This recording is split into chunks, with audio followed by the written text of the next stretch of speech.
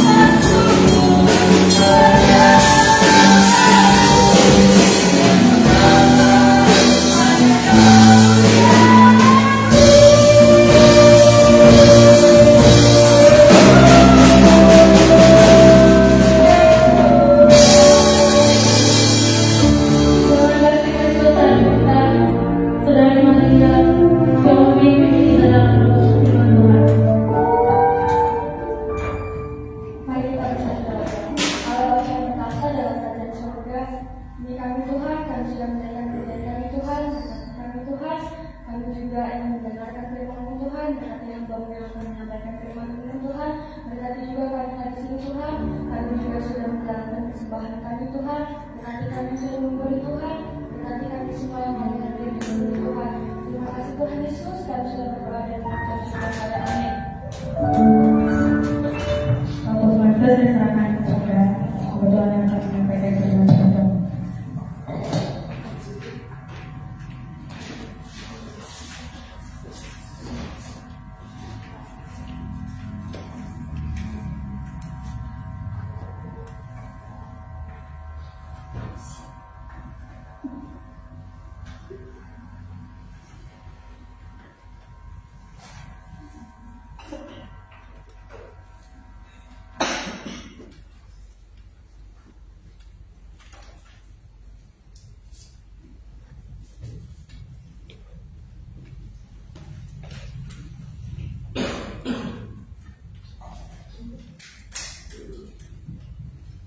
Ya, hari ini kita berbicara tentang anointing. Ada yang merasakan hadirat Tuhan? Ada yang merasakan kedekatan dengan Tuhan? Dalam pujian, di situ ada batasan antara kehidupan kita manusia dengan yang ilahi. Ketika kita menyembah memuji, di situ kedekatan, di situ ada batasan, di situ ada jarak yang didekatkan. Kenapa dibilang di dalam hadirat? Di situ ada jarak, ada pintu, ada wilayah yang terbuka antara kehidupan kita dengan Tuhan. Kenapa ketika memuji menyembah ada banyak pengurapan turun, ada banyak damai sejahtera turun, ada banyak jamahan turun, ada banyak pemulihan turun. Karena di dalam pujian, di dalam penyembahan, di situ Tuhan turun. Jadilah kehendak-Mu di bumi seperti di surga. Yang batasan yang terpisah karena dosa itu di dalam pujian penyembahan, di situ hadirat Tuhan turun. Jadi jangan pikir biasa ya, pujian ini jangan pikir biasa ya. Ibadah kita itu adalah ibadah yang kekal. Bukan sementara batasan dunia kita cuma memuji, menyembah, nyanyi-nyanyi, bukan. Tapi ibadah yang kita kerjakan itu membuka jalan kepada kekekalan. Jadi jangan main-main. Ketika kita ada di dalam rumah Tuhan, jangan main-main. Dalam bait Tuhan juga selalu, bahkan imam yang bertugas di bait kudus itu di rantai dikasih giring-giring kakinya untuk masuk ke ruang maha kudus, untuk membawa korban persembahan, untuk membawa percikan darah. Ketika dia masuk ke dalam bait kudusnya Tuhan, ruang maha kudus, ketika tidak terdengar lagi gemerincing, tring, tring, tring, tring. Kira-kira apa yang terjadi? Bukan hebat mati di hadapan Tuhan, bukan. Ada kekudusan yang dilanggar, ada batasan yang dilanggar, ada bagian yang tidak dihormati. Nah ini yang saya katakan bahwa ketika kita masuk di dalam hadirat Tuhan, benar-benar penuh perasaan itu dibawa, benar-benar hati ini dibawa, benar-benar pikiran ini terfokus kepada Tuhan, terfokus kepada Tuhan. Ketika Tuhan berkenan atas semua ibadah itu, barulah dikatakan hadirat Tuhan turun. Bahkan dikatakan di perkemahan bangsa Israel, hadirat Tuhan turun, memenuhi mereka, melingkupi mereka.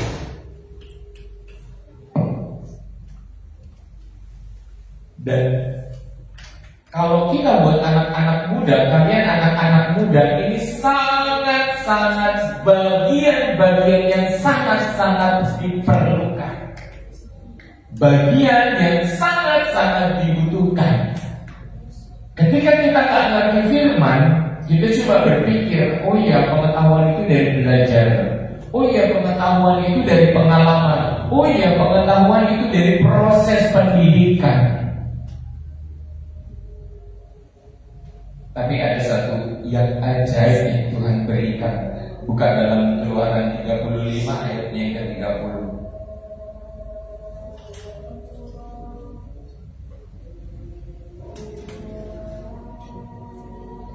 Berkatalah Musa kepada orang Israel, lihatlah Tuhan telah menunjuk siapa? Bezalel bin Uri bin Hur dari suku Yehuda. Terus lanjut. Dan telah memenuhinya dengan Roh Allah, dengan apa? Dengan keahlian, dengan apa? Pengertian, dengan apa? Pengetahuan dalam segala macam. Nah, kalau kita nggak mempersiapkan diri kita di dalam hadirat Tuhan, kalau Bezalel dalam kehidupannya tidak mempersiapkan dirinya sebagai persembahan yang kudus, yang berkenan di hadapan Tuhan, yang menyenangkan hati Tuhan, mungkin nggak pengurapan ini turun dan mengurapi dia. Tolong ya, geser panjang ada di samping. Mungkin nggak pengurapan ini turun ke Bezalel ketika dia tidak memberikan hidupnya, memberikan tubuhnya sebagai korban persembahan yang kudus, yang berkenan. Mungkin nggak Bezalel ketika dalam kehidupan perjalanan hidupnya dia tidak menyediakan otak, akal dan pikirannya, hatinya yang bersih untuk dipersembahkan kepada Tuhan. Ketika semua sudah dikotori oleh dunia ini dengan pikiran-pikiran jahat, pikiran-pikiran kotor, pikiran-pikiran najis, hati yang iri, hati yang dengki, hati yang gak beres, hati yang gak kudus,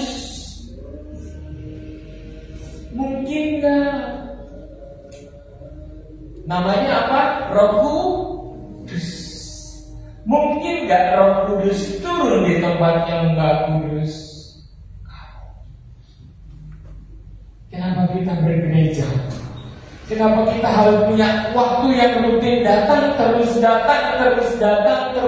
Kenapa saudara harus mandi pagi sore untuk jadi tetap bersih? Bayangkan orang yang gak pernah mandi pagi dan sore, orang dekil, kotor, kumal, kucel. Demikian orang yang gak pernah hidup di hadapan Tuhan, menguduskan dirinya, menguduskan hati, akal, dan pikirannya di hadapan Tuhan. Mungkin gak Roh Tuhan turun mengurapi? Gak mungkin. Jadi kalau gak mungkin, bagaimana dong hidup? Ya hiduplah dengan kekuatanmu, hiduplah dengan tenagamu, hiduplah sebagaimana orang dunia hidup. Apa itu? Pas-pasan. Tidak ada yang bisa ditambahkan oleh Tuhan. Halo anak-anak muda, halo pemuda remaja. Ketika kita gagal menciptakan, menjaga kehidupan ini dengan baik, kita kehilangan kesempatan itu. Kita kehilangan kesempatan itu menjadi orang yang dipakai Tuhan. menjadi orang yang siap untuk menerima pengurapan Tuhan. Kita ulang di ayat yang awal lagi. Berkatalah Musa kepada orang Israel, lihatlah Tuhan telah menunjuk Bezalel bin Uri bin Hur dari suku Yehuda. Next. Dan telah memenuhinya dengan Roh Allah, dengan keahlian, dengan pengertian dan pengetahuan dalam segala macam pekerjaan. 32.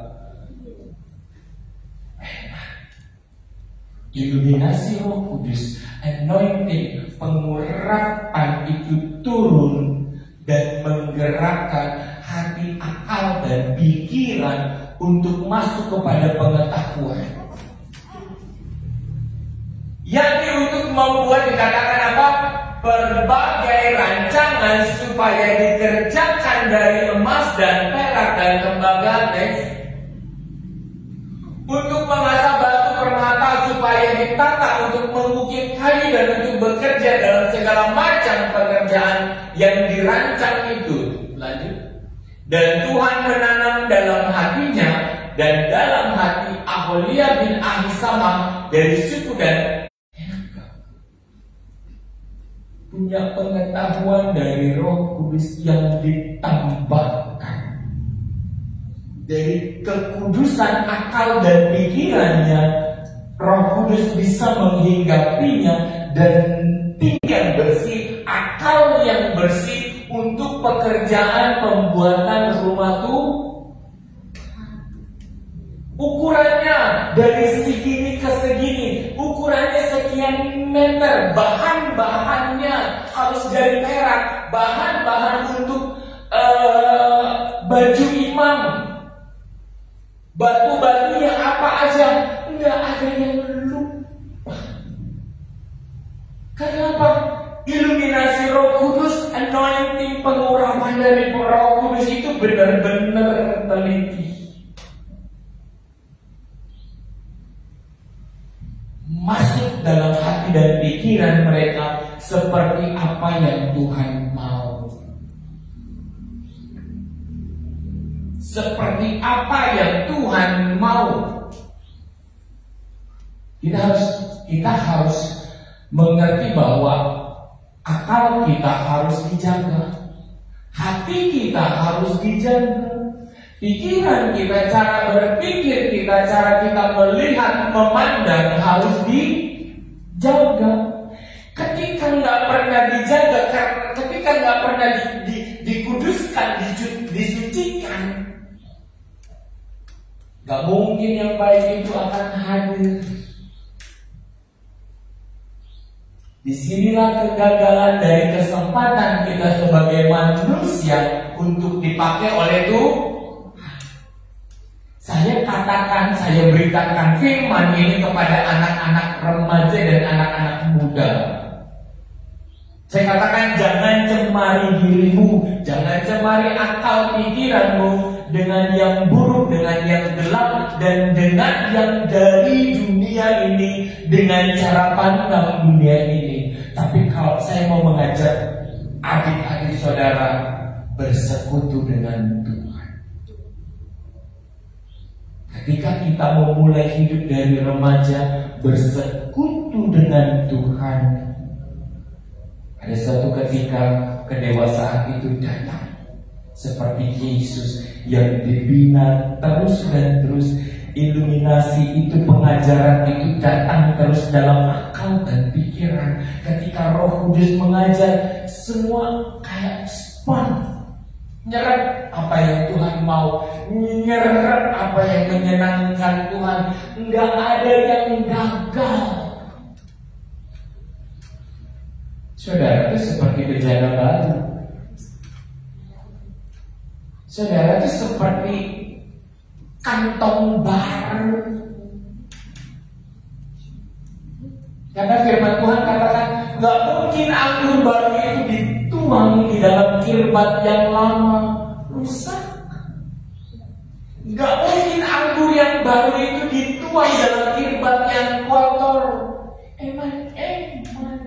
Harganya mahal. Hidup saudara itu mahal. Katakan dalam dirimu, aku berharga di hadapan Tuhan. Masa depanku luar biasa. Masa depanku bukan dari dunia ini, tetapi dari Tuhan. Apa yang harus kita tunggu bukan apa yang di dunia ini tawarkan, tetapi apa yang Tuhan tawarkan. Bayangkan Bezalel bisa dihinggapi roh Tuhan dan mampu menerima apa yang Tuhan mau dari benda-benda yang harus ada di rumah Tuhan, yang harus tersedia merancang rumah Tuhan, kemah Tuhan. Kalau kita gagal, kita main dengan dunia ini, kita dicemari, pikiran kita ikut jahat, gelap, cara berpikir kita sudah dilingkupi dengan akal licik. Ini di sini susahnya.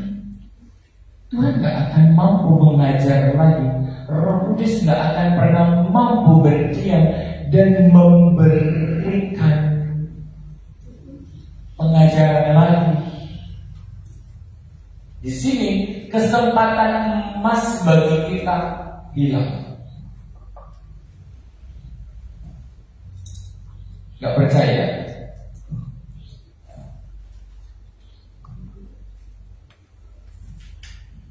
Ya.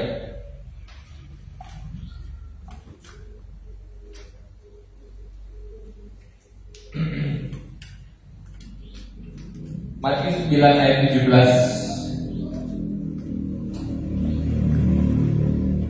Perhatikan baik-baik. Begitu pula anggur yang baru tidak diisi ke dalam kantong kulit yang lama, yang tua. Karena jika demikian, kantong tua, kantong itu akan apa? Akan apa? Akan koyak.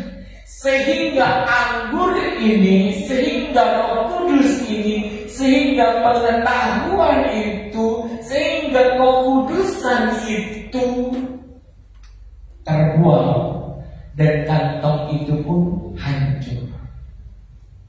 Perjalanan dunia ini sampai teknologi yang kita pegang sekarang ada di dalam kendali Sang Firman, yaitu Yesus. Bukan kendali dunia ini. Semua diizinkan teknologi berjalan sesuai dengan perintah Tuhan, bukan perintah dunia ini. Yesus yang punya dunia ini, dan semua dirancang dan semua terkendali di hadapan Tuhan Yesus, bukan yang lain.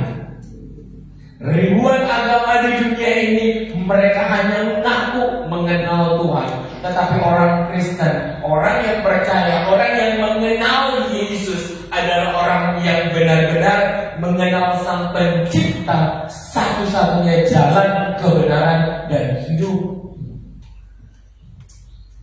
Kenapa orang-orang Kristen yang harus dibunuh? Kenapa orang-orang Kristen yang harus diburu? Kenapa orang-orang Kristen yang harus dicemari? Kenapa orang-orang Kristen yang harus dirusak, dihancurkan? Karena apa? Biar gak ada tempat buat Roh Kudus tinggal di dalam hati dan pikiran manusia, sehingga rancangan akhir zaman ini gagal dan gagal.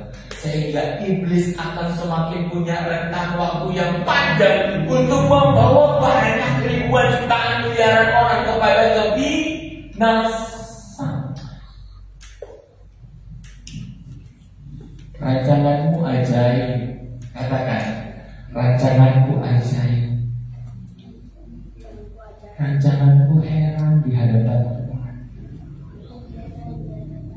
Ketika Roh Kudus turun dan meninggal di Bezalel, di mana bisa semua detail dari instruksi Tuhan itu terserap dalam dirinya, dan dia mampu mengaplikasikan, menyatakan, mewujudkan dari perkataan menjadi bentuk rumah Tuhan, baik Tuhan kemah. Kita adalah gereja. Amin. Kita adalah gereja, kita adalah bait sucinya Tuhan, rumah kudusnya Tuhan. Kalau iblis kepengen kita ini jangan gereja, jangan ngumpul, ngapain, males dikotbahin. Apa sih orang dunia ini hidup biasa aja kok, mereka makan, mereka minum, mereka beli rumah, mereka beli mobil, buktinya lebih kaya. Itu cuma pandangan secara manusia. Di hadapan Tuhan beda. Kita adalah biji matanya Tuhan, berharga di hadapan Tuhan. Cuma terkadang kita nggak bisa menjadikan diri kita ini berharga. Berteman dengan orang yang mengotori diri, berteman dengan orang yang nggak menganggap diri berharga dan mahal. Lihat apa yang nggak pantas, lakukan apa yang nggak baik. Ini yang akhirnya kita nggak jadi kirbat yang pantas untuk dihinggap. Hati-hati gunakan tanganmu, hati-hati gunakan matamu, hati-hati gunakan kakimu. Kemana? Berteman dengan siapa? Karena Bapa di surga melihat semua. Kita ini baiknya Tuhan. Kalau nggak ada lagi tempat Tuhan, tempat yang kudus untuk Dia turun, Dia sudah menyalibkan anaknya untuk menebus kita, untuk tidak berulang lagi, berpikir lagi dengan dosa, dan kita tidak berlayakan. Sekarang engkau ketika menerima Tuhan Yesus, engkau berlayak dan pantas. Tinggal bagaimana cara hidup, menjalankan hidup kehati-hatian, prinsip kehati-hatian. Orang ngomong apa di samping telinga kita, pantas nggak untuk didengar? Kalau nggak pantas, jauh. Jangan peduli siapa dia. Memilih siapa teman, memilih siapa kawan, memilih siapa yang berbicara, karena hatimu itu bersih, kudus. Isi banyak dengan firman. Tanpa firman kita nggak tahu apa yang harus dikerjakan. Tapi ketika kita tahu banyak firman Tuhan, hati yang condong untuk menyembah Tuhan, hati yang condong untuk mendengar berita firman, di situ kita banyak dewasa. Oh iya ya, oh iya ya, Tuhan suruh begini. Oh iya ya, enak dong. Firman itu kan terang, terang bagi jalan, pilihan yang tepat. Guru, terang, cahaya, sinar.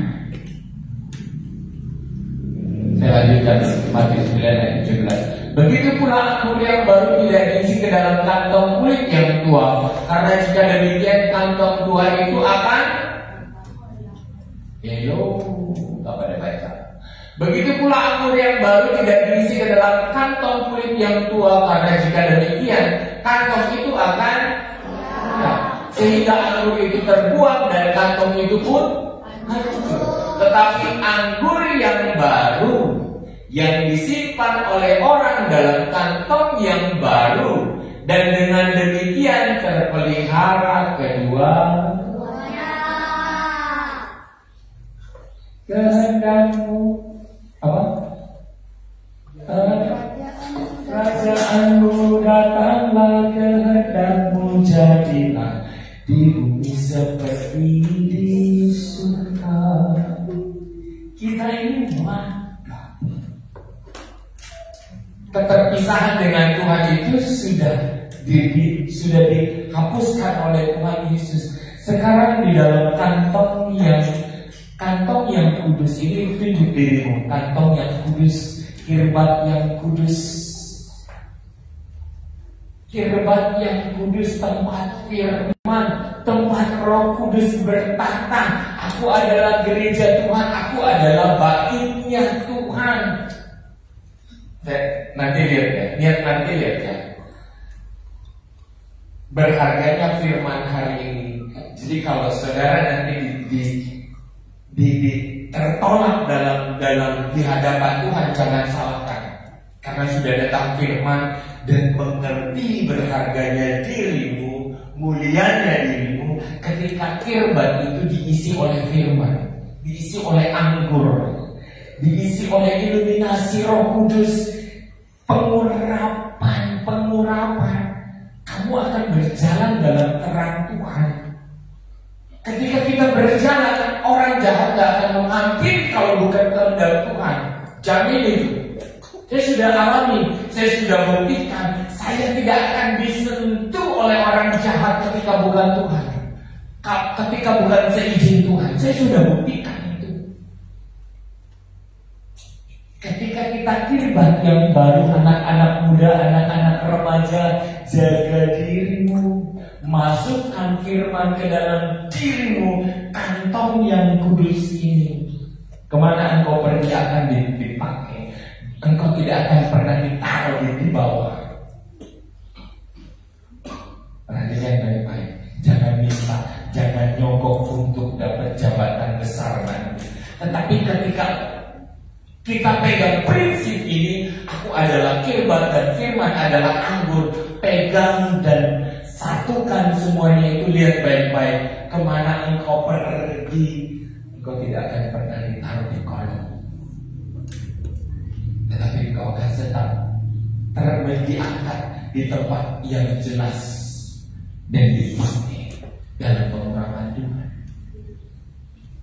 Dunia boleh membungkusmu dan membatalkan keputusan, rancangan, keinginan doamu, tapi ketika Tuhan berkehendak beda, semuanya itu akan nongol. Gak bisa disembunyikan. Terang itu gak bisa disembunyikan. Ya,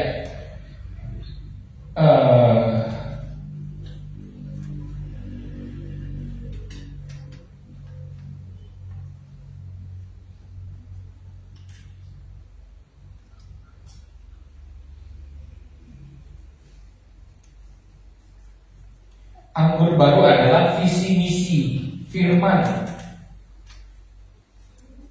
Jadi dari Matius 9 ayat 17 kita bisa lihat ya, kalau Betsalel adalah kirbat dan Roh Kudus adalah anggur baru yang menghinggapi, yang dituangkan,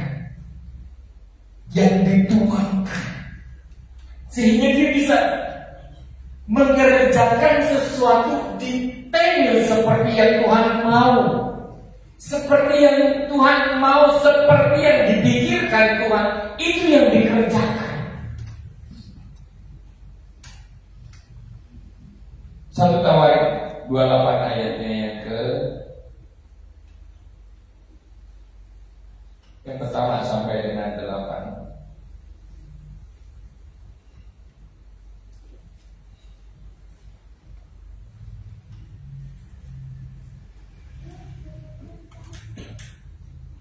Ini lihat, dalam proses pembangunan rumah Tuhan. Kalau yang tadi kan zamannya Musa, yang dibangun apa? Kemah Tuhan. Masih dalam bentuk kemah, karena mereka ada di padang gurun, tak bisa dalam bangunan permanen. Tetapi ketika Daud semakin berkuasa dan ekspansi kerajaannya semakin luas, Daud mau membangun rumah buat Tuhan.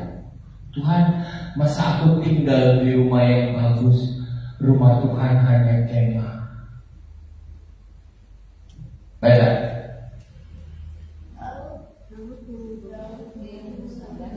Yuk, bareng-bareng. 1, 2, 3. Daud mengumpulkan di Yerusalem, yakni para kepala suku, para pemimpin rombongan, orang-orang yang melayani raja, para kepala pasukan 1000, kepala pasukan 100, serta para kepala harta benda dan ternak kepunyaan kerajaan dan anak-anaknya.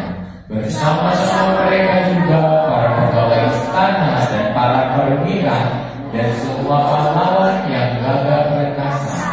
Sampai 8-nya. Lalu berdirilah Raja Daud dan berkata, "Dengarlah hai saudara-saudaraku dan bangsaku, aku bermaksud hendak mendirikan rumah perhentian untuk tabut perjanjian Tuhan dan untuk tumpuan kaki Allah kita. Juga aku telah membuat persediaan untuk mendirikannya. Tetapi engkau tidak akan mendirikan rumah bagi namaku, sebab engkau ini seorang prajurit dan seorang pemakan." Stop. Tetapi apa? Allah berfirman kepadaku, engkau tidak mendirikan. Segitu cintanya Daud untuk mendirikan bagi Tuhan. Tapi Tuhan bilang apa? Aku tidak akan mendirikan, bukan engkau. Loh, ini masih dalam program yang baik loh. Ini masih dalam masalah yang berkenan di hadapan Tuhan. Karena tentang Daud, dia seorang prajurit adalah pilihan Tuhan. Loh, bagaimana ketika ini tentang dosa dan ketidakberkenanan? Kita menyodorkan diri, aku Tuhan, aku mau ini Tuhan, berdoa jengking.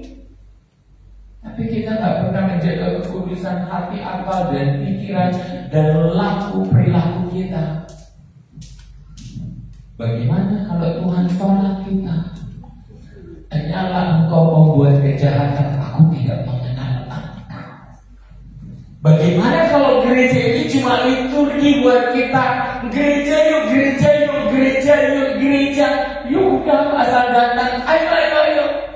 Di gereja ada banyak teman-teman, ayo. Nanti pulang dari gereja ditanya sama mamanya, "Nah, tadi gereja firmannya apa?"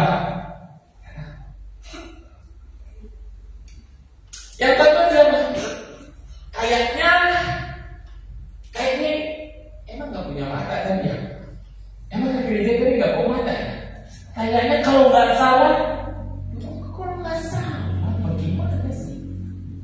Padahal terlihat oleh mata, tapi gak terserap dalam hati.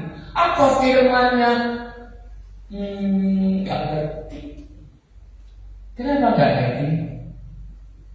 Kirbatnya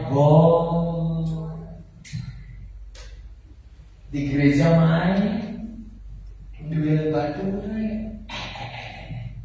kok main kesini? Udah janjian sama ini, nanti habis gereja ya. Bilangnya kerja kelompok. Ini ya, nanti di rumah. Udah habis waktu. Gak ada tempat buat Tuhan. Gak ada tempat buat Tuhan. Gak ada. Tuhannya apa? Sedih.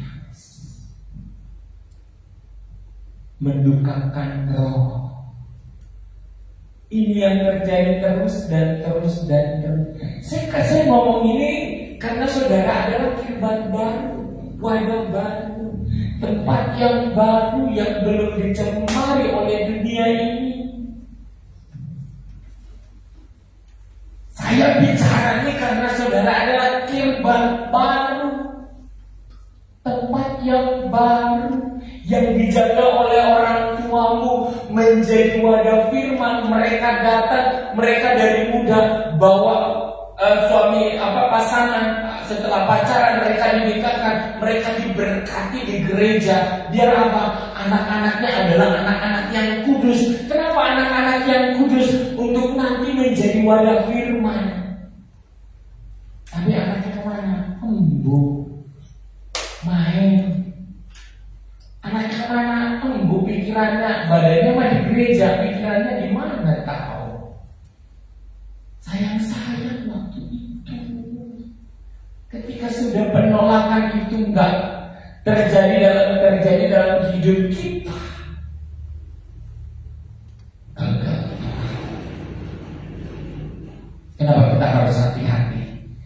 kita harus memilah, memilih, menimbang.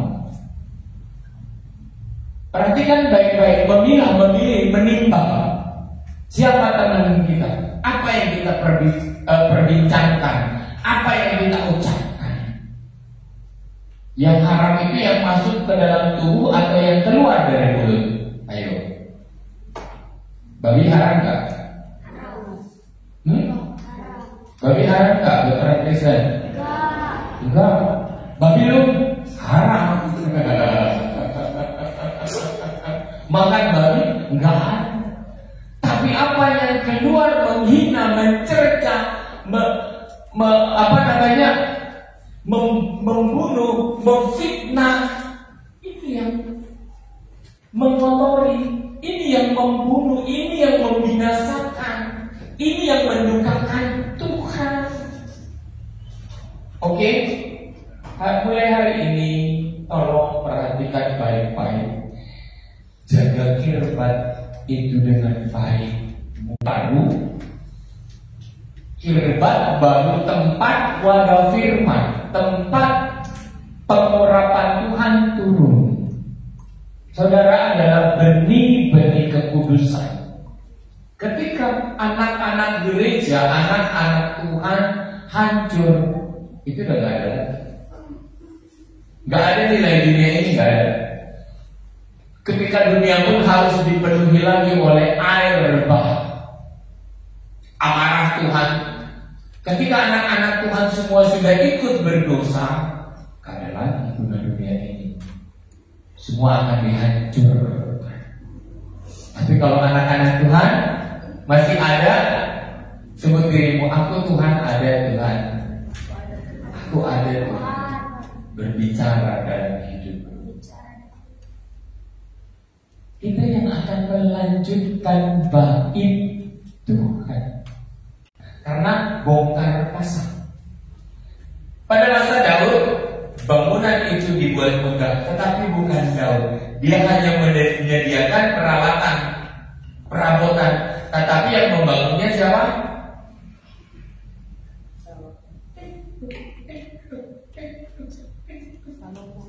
Jangan yang tua-tua dong. Siapa yang membangun bait Tuhan yang berbentuk megah?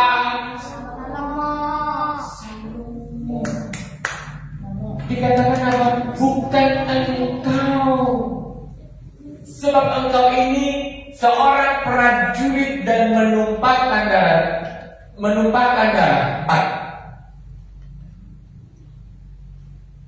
Namun Tuhan Allah Israel telah memilih aku dari antara segenap puakku untuk menjadi raja atas Israel selama-lamanya. Sebab Dia telah memilih Yehuda menjadi pemimpin dan puakku dari antara kaum Yehuda, dari antara anak-anak ayahku. Ia berkenan kepadaku untuk mengangkat aku menjadi raja atas seluruh Israel. 5. Dari antara segala anak-anakku, sebab banyak anak-anak telah dikaruniakan Tuhan kepadaku. Ia telah memilih siapa? Memilih siapa? Anakku Salomo untuk duduk di atas tahta pemerintahan Tuhan atas Israel. 5. Ia telah berfirman kepadaku, Salomo anakku, dialah yang akan mendirikan rumahku, kirbat yang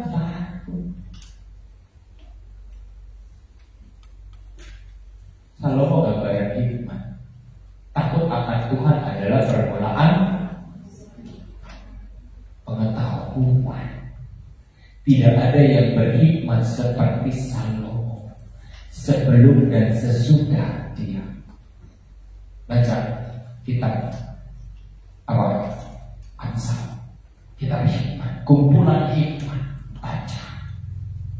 Dialah yang akan mendirikan rumahku dan pelataranku, sebab aku telah memilih dia menjadi anak-anakku, dan aku akan menjadi bapaknya. 7. Dan aku akan mengokohkan kerajaannya sampai selama-lamanya, jika ia bertekun melakukan segala perintah dan peraturanku seperti sekarang ini. Maka sekarang di depan mata seluruh Israel jemaat Tuhan dan didengar Allah kita, aku berkata kepadamu, peliharalah dan tuntutlah segala perintah Tuhan Allahmu, supaya kamu tetap menduduki negeri yang baik ini dan mewariskannya sampai selama-lamanya kepada anak-anakmu yang kemudian. 9.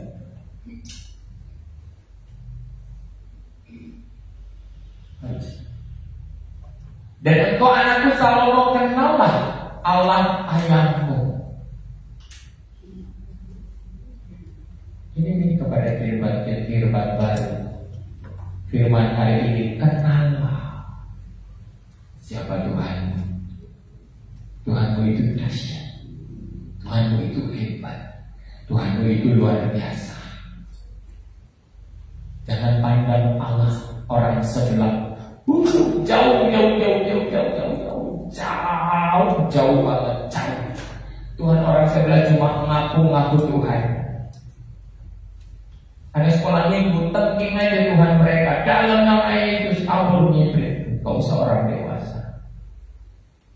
Ketika saudara kirbat baru punya firman, dalam tanganmu ada kuasa, dalam tanganmu ada otoritas. Jangan takut. Dalam nama Yesus, panggil Yesus, kenali Tuhan Yesus. Dikatakan, kenallah Allahnya ayahmu dan beribadahlah kepadanya dengan tulus, ikhlas dan rela hati, sebab Tuhan menyelidiki segala hati dan mengerti segala niat dan cita-cita. Jika engkau mencari Dia, maka Dia berkenan ditemui olehmu. Tetapi jika engkau meninggalkan Dia, maka Ia akan membuang engkau selama-lamanya. Mau nyari apa mau buang? Hello. Mau nyari apa mau buang? Nyari Tuhan. Nyari Tuhan.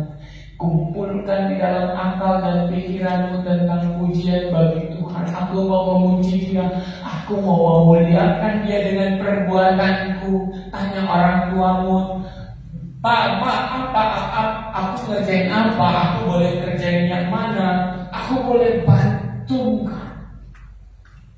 Jangan. Aku punya Tuhan, kita punya Tuhan yang hebat. Yuk berserah sama Tuhan. Yuk. Tahun depan kita akan panen. Tahun depan kita akan diberkati Tuhan.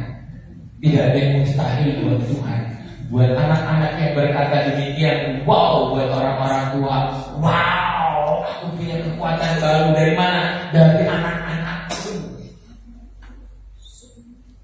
Mama, kita ini berharga di hadapan Tuhan.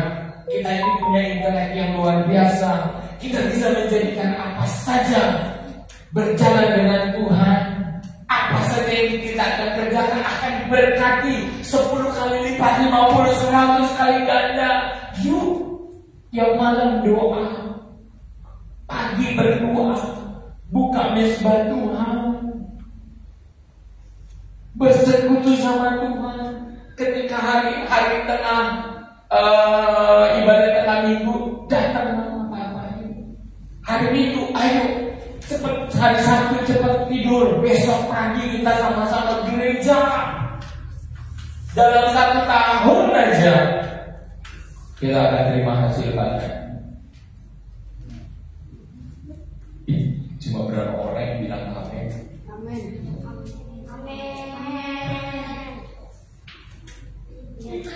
Ngomong, kalian adalah kekuatan. Anak-anak ngomong ke orang tua, kasih support. Tenang man, kenapa ada Tuhan?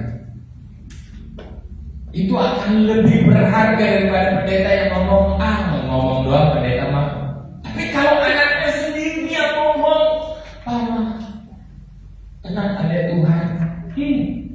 Ketika mama papamu down, ada kekuatan yang baru dari mulut anaknya ngomong begitu. Iya ya.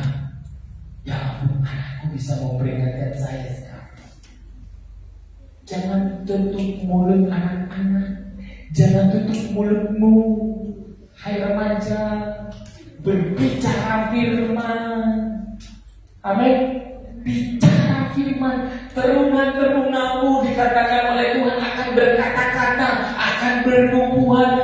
akan bermimpi.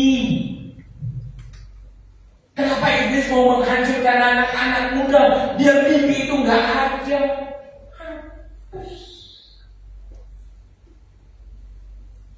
Nggak usah ada ibadah pemuda remaja di gereja.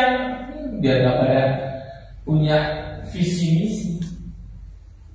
Nggak ada orang tua sudah tergopoh-gopoh menjalani dunia ini, pengen mati rasanya anak-anaknya. Nggak ada yang mengucapkan firman. Nggak ada yang bawa firman.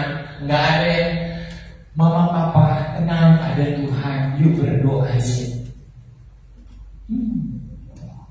Itu luar biasa. Amin. Halo, biasa kan? Minta Roh Kudus punya keberanian untuk berkata-kata. Oke?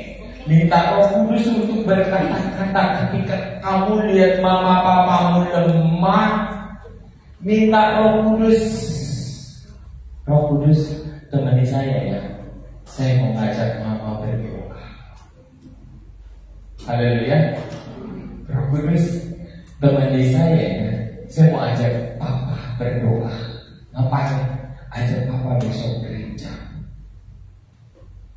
Ini pemulihan yang dimulai dari bawah, dari anak-anak, teruna-teruna, anak-anak muda, anak-anak remaja akan bangkit dan menjadi api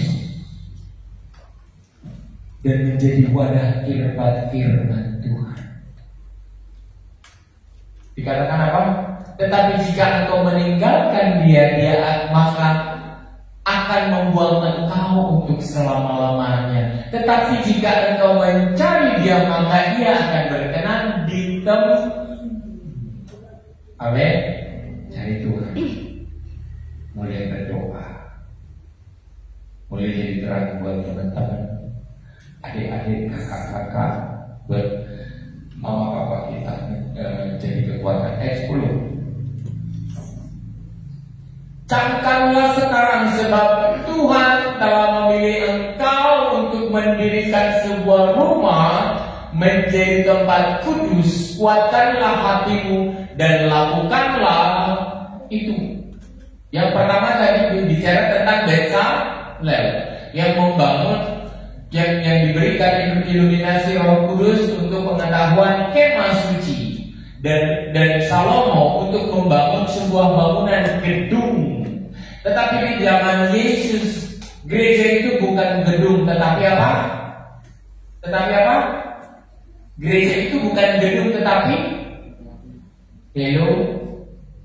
gereja itu bukan gedung, tapi orang. Katakan, aku adalah gereja Tuhan. Aku adalah bait Tuhan. Kita yang sedang dibangun, kita yang sedang ingin dihancurkan oleh iblis dalam akal pikiranmu si jahat naruh ini. Apa yang engkau pandang, apa yang engkau lakukan, apa yang engkau bicarakan, iblis senantiasa ingin mencemari. Biar apa? Gerejanya itu gak kebangun tapi hancur. Aku adalah gereja Tuhan. Aku adalah baitnya Tuhan. Aku adalah ruang kudusnya Tuhan. Hati ini ruang sucinya Tuhan. Dunia ini semakin gampang mendekatkan kita kepada kecemaran. Di handphone ada, dalam perbicaraan, dalam tontonan, dalam segala perilaku, didekatkan. Kita yang memilih. Di ruang gelap dalam kesendirian, apa yang engkau kerjakan, apa yang engkau, dengan siapa engkau berbicara. Kita ini sedang diambrukkan dengan peralatan ini. Kalau saya pakai untuk cari firman, untuk cari pengetahuan, tetapi iblis juga menyodorkan untuk apa yang engkau cari. Dengan siapa engkau berbicara? Dengan siapa engkau berkomunikasi? Apakah untuk kecemaran kah? Atau untuk kekudusan? urusan. Kita adalah bait suci. Kita adalah gerejanya Tuhan. Ketika semuanya itu yang ditawarkan oleh dunia ini kita lahap habis dalam kecemaran, kita gak berkenan dan ditolak. Semestinya kemajuan pengetahuan ini mendekatkan kita kepada Tuhan. Besok ibadah kita atur organisasi dan siapa yang firman, siapa yang WA, siapa yang singer, siapa yang musik. Besok ada ini semua bisa tercipta. Firman dari sini, semua terdisplay di sini. Tetapi bisa untuk menghancurkan juga. Mana yang kau pilih? Mari pemain musik.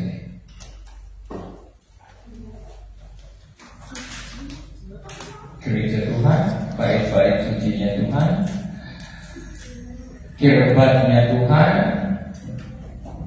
jaga kekudusanmu, jaga dirimu, engkau berharga di hadapan Tuhan.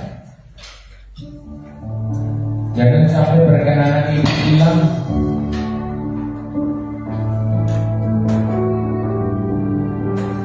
Minta kekudusan.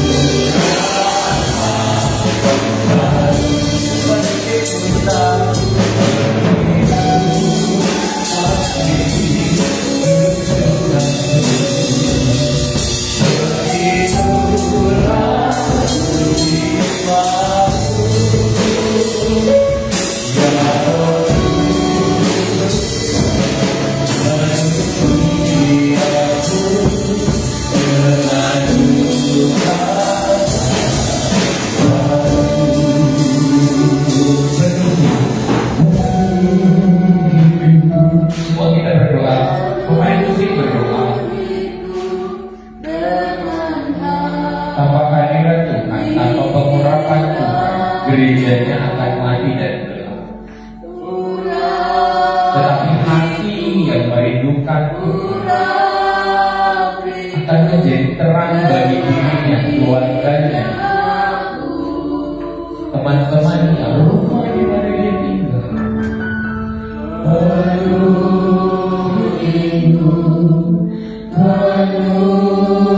Penuhiku dengan air Rabu,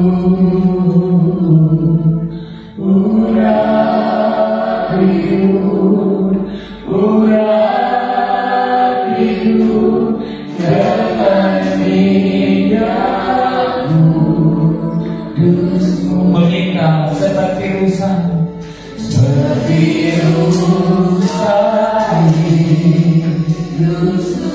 kami berdoa Tuhan, begitu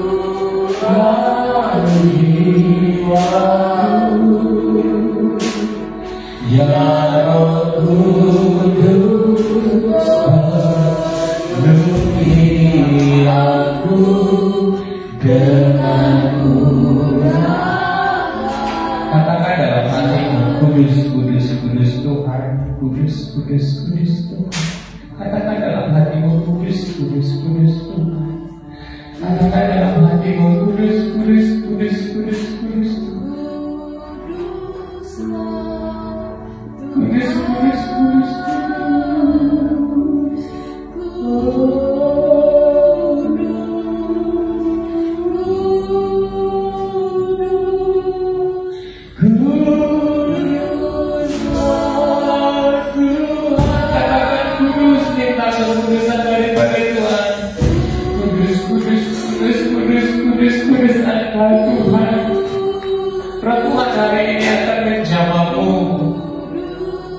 menguduskan engkau menjadi kehidupan yang baru.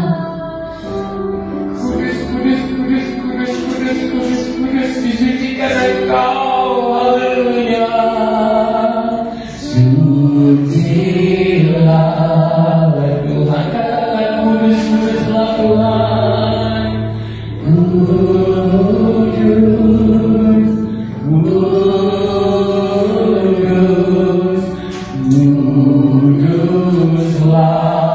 Tuhan.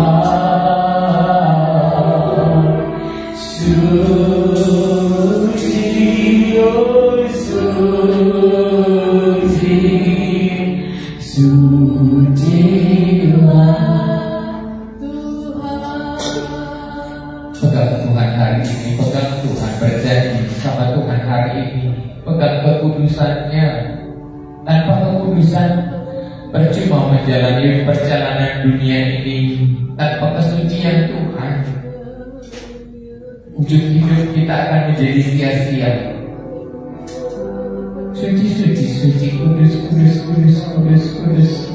Terima pengurapan Tuhan seperti Bezalel diurapi, anointing diurapi hari ini. Siapa yang meminta pengurapan Roh Kudus, minta. Tidak ada pengurapan tanpa kekudusan. Tidak ada pengurapan tanpa kekudusan. Roh Kudus tidak mau tinggal di dalam kenajisan. Hukum Taurat akan mendidik kita ke dalam kekudusan.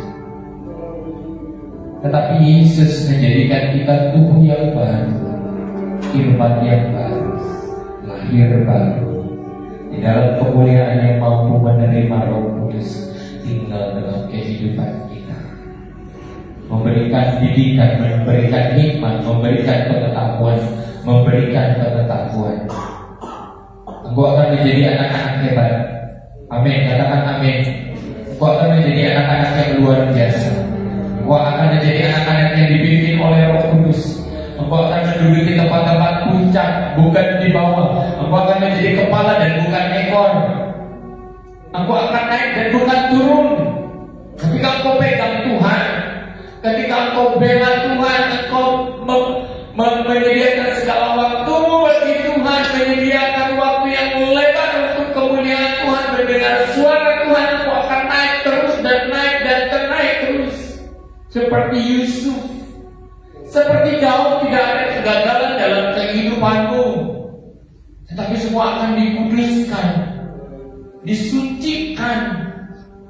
Tuhan tidak melihat latar belakangmu, tetapi Tuhan melihat engkau sekarang, hari ini, ketika engkau meminta kekudusan yang daripadanya dan berjalan bersama dengan Tuhan dengan kiriman yang baru, langkah hidup yang baru. Terima kasih Tuhan. Genggam tanganmu, katakan terima kasih Tuhan.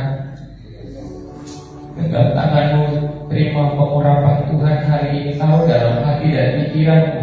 Pegang hati dan pikiranmu. Pegang itu menjadi perjanjian baru. Katakan terima kasih Tuhan.